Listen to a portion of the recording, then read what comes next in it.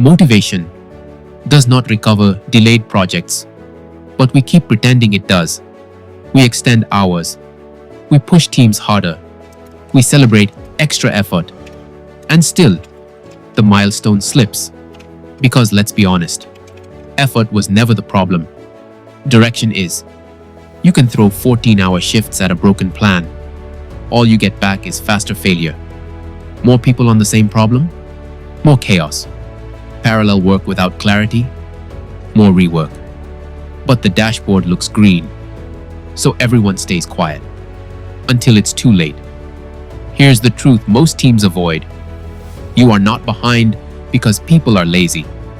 You are behind because something fundamental is wrong. A constraint, a dependency, a decision nobody wants to challenge.